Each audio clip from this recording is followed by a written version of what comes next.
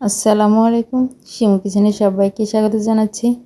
অনেক দিন পরে আবার একটা ভিডিও নিয়ে হাজির হলাম। আশা করছি সবাই ভালো আছেন।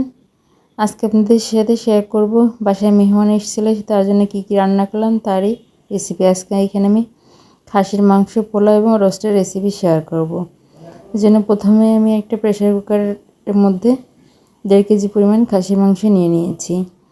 আর এখানে ব্লেন্ডার করা মশলা দিয়ে দিচ্ছি। এখানে শুকনো মরিচ, পেঁয়াজ, রসুন, আদা, জিরা এবং গরম মশলা দিয়ে দিচ্ছি। আর দিয়ে দিলাম আস্ত গোটা গরম মশলা একসঙ্গে দিয়ে দিয়েছি। এবার দিয়ে দিচ্ছি পরিমাণ মতো লবণ। লবণটা আপনারা আপনাদের পরিমাণ বুঝে লবণটা অ্যাড করবেন। আর দিয়ে দিচ্ছি হলুদ গুঁড়ো। এখানে আমি 1.5 চা চামচ পরিমাণ হলুদ গুঁড়ো দিয়েছি। আর দিয়ে দিচ্ছি 1.5 চা চামচ পরিমাণ ধনিয়ার গুঁড়া। এবার দিয়ে দেবো পরিমাণ মতো তেল। খাসির মাংসের তেলের পরিমাণটা খুব বেশি লাগে না, কারণ যেহেতু এটা চর্বিযুক্ত মাংস আর এর মধ্যে চর্বি আছে, যেন তেলের পরিমাণটা একটু কমিয়ে দিয়েছি। আপনারা চাইলে বাড়িয়েও দিতে পারেন। এবার এটা ভালোভাবে মিক্স করে নিচ্ছি, যাতে মশলাটা মাংসের সঙ্গে খুব ভালোভাবে মিশে যায়। মশলাটা ভালোভাবে মিশিয়ে নিয়েছি। এবার সামান্য একটু পানি দিয়ে এটাকে 4-5টা সিটি দিয়ে নেব। তারপরে নেড়ে চেড়ে কষিয়ে মাংসটা রান্না করে নিয়েছি। আমি সম্পূর্ণ ভিডিওটা দেখালাম না, তাহলে অনেকটা বড় হয়ে যাবে। এবার এখানে চলে আসছে রোস্ট রান্না। রোস্ট রান্না করতে হলে প্রথমে আমাদের লাগবে পেঁয়াজ বেরেস্তা। এর জন্য এখানে পেঁয়াজ বেরেস্তা করে নিচ্ছি। আমি 1 কাপের মতো পেঁয়াজ আমি পাতলা করে স্লাইস করে নিয়েছি। এবার এটাই নেড়ে চেড়ে বেরেস্তা করে নেব।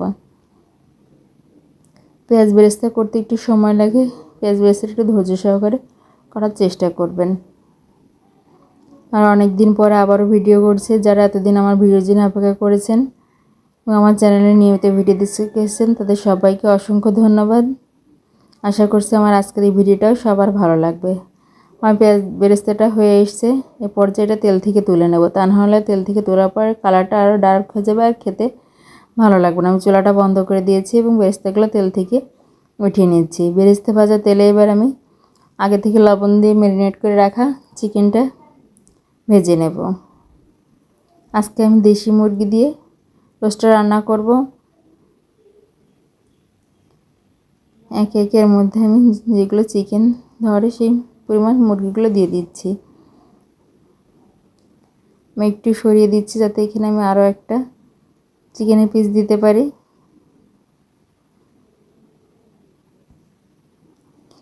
আর মুরগিটা ভাজার সময় অবশ্যই খেয়াল রাখবেন যাতে ছিটকে গায়ে এসে না পড়ে এবং উল্টে পাল্টে এটাকে একটু সোনালি কালার করে ভেজে নিতে হবে।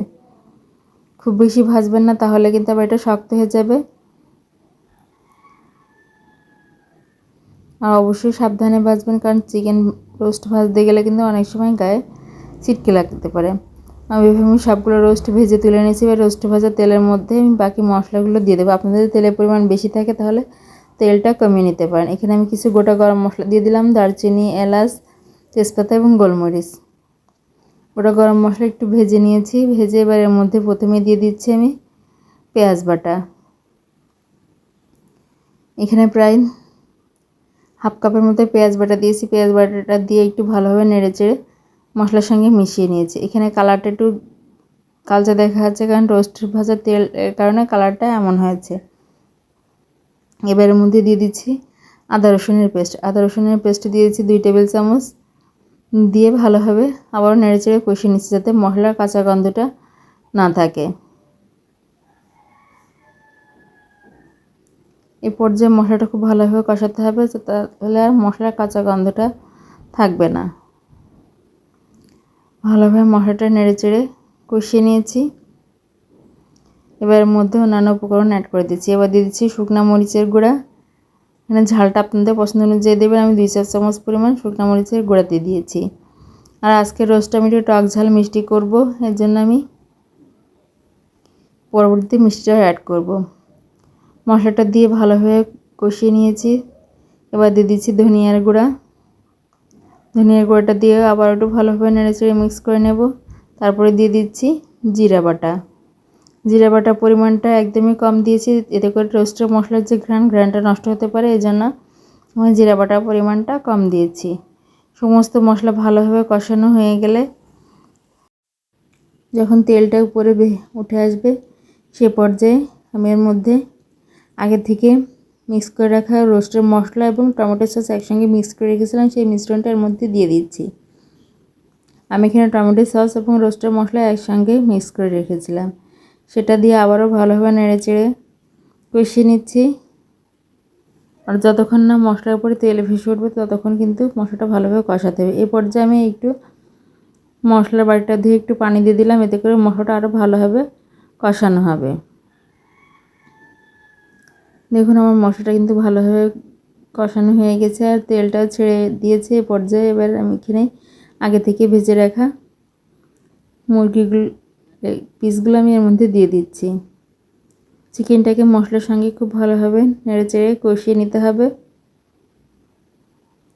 যাতে সমস্ত মশলাগুলো চিকেনের গায়ে ভালোভাবে লেগে যায়। এই পর্যায়ে এখানে আমি গুঁড়া দুধ পানির সঙ্গে গুলিয়ে রেখেছিলাম, সেটাই ব্যবহার করছি। আপনারা চাইলে গুঁড়ো দুধটা ব্যবহার করতে পারেন।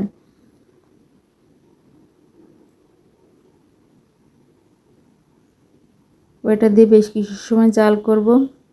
যখন রোস্টের গ্রেভিটা ভালোভাবে ফুটে উঠবে সে পর্যায়ে এখানে আগে থেকে ভেজে রাখা পেঁয়াজ বেরেস্তা হাত দিয়ে একটু ক্রাশ করে দিয়ে দিচ্ছি।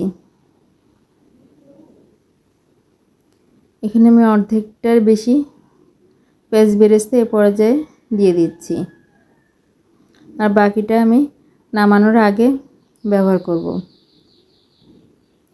এবার এইখানে আমি দিয়ে দিচ্ছি বেটে রাখা কাজু এবং চীনাবাদাম।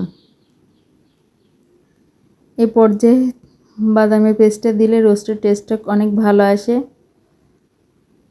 ভালোভাবে মিক্স করে নিয়েছি।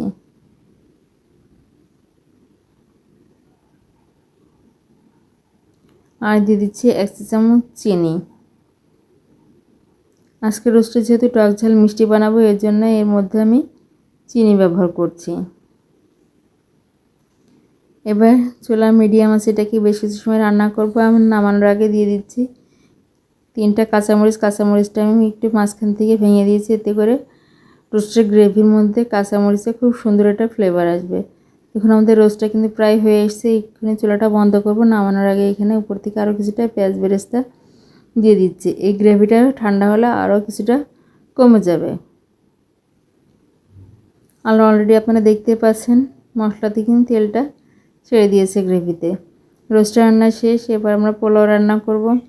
এর জন্য চুলায় আমি একটু ঘি এবং সয়াবিন তেল একসঙ্গে বসিয়ে দিয়েছি, তারপরে মধ্যে গোটা গরম মশলা দিয়ে দিলাম। এবার এখানে আগে থেকে ধুয়ে পানি ঝরিয়ে রাখা পোলাওয়ের চাল দিয়ে দিচ্ছি। পোলাওয়ের চালটা দিয়ে আমরা কিছু সময় নেড়েচেড়ে একটু ভেজে নেব।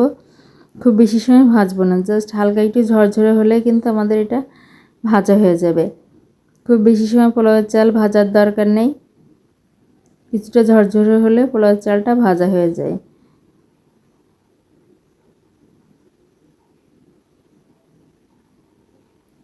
পোলাওয়ের চালটা আমি কিছু সময় নেড়েচেড়ে ভেজে নিয়েছি। এবার আগে থেকে দুধ এবং পানির মিশ্রণের মধ্যে চালটা দিয়ে দিয়েছি।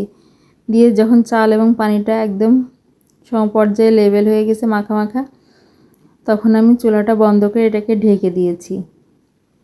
দেখুন দেখেই বুঝতে পারছেন পোলাওটা ঠিক কতটা ঝরঝরে হয়েছে। আমি উপর থেকে একটু পেঁয়াজ বেরেস্তা দিয়ে এটা পরিবেশন করে নিয়েছি। আশা করছি আমার আজকের এই ভিডিওটি সবার খুব ভালো লেগেছে। ভালো লাগলে প্লিজ আমার চ্যানেলটি লাইক, শেয়ার এবং সাবস্ক্রাইব করে আমার পাশে থাকবেন। ধন্যবাদ।